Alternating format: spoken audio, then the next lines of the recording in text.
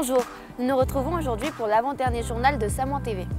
Nous sommes à 2100 mètres d'altitude au-dessus de Samoin et tout de suite le sommaire.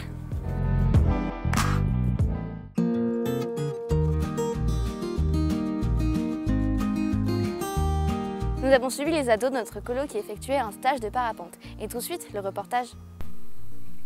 1, 2, 3, Antoine au décollage avec une Niviouk orange et verte.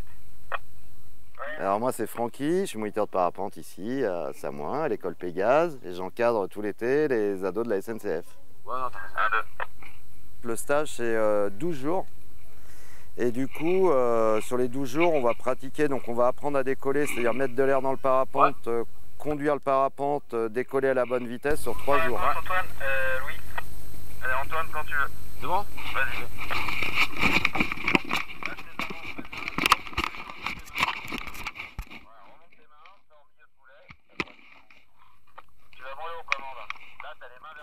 Première séance, on découvre, on fait tous les aspects sécurité, on commence à décoller. Deuxième jour, on commence vraiment à décoller de quelques mètres. Et la troisième séance de pente-école, là, ils font des petits vols à peu près de 20-30 mètres de haut, où là, ils vont décoller et atterrir.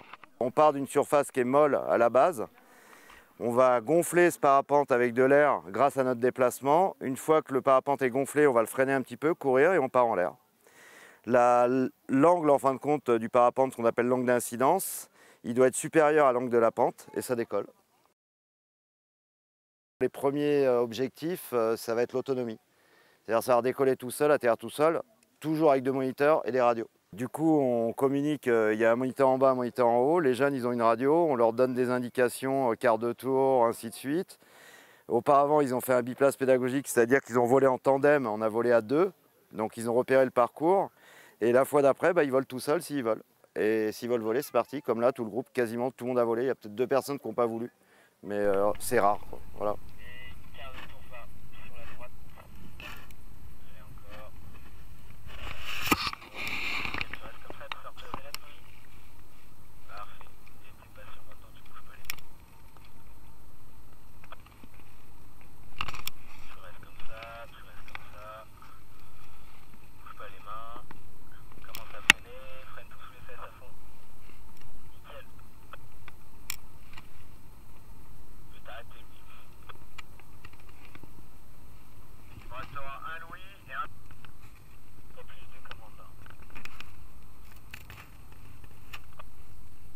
Il y a 3,5 km pour aller là-bas, mais leur voile, quand ils décollent d'ici, du fait qu'ils aient 1000 mètres de dénivelé, ils pourraient faire 8 km.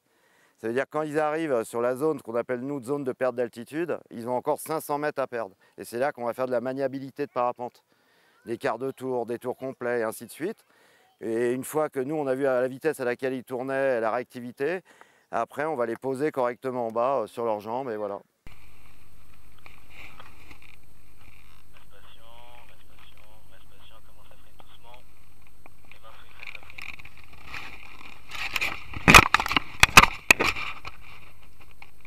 Alors Dorian, ce vol c'était comment?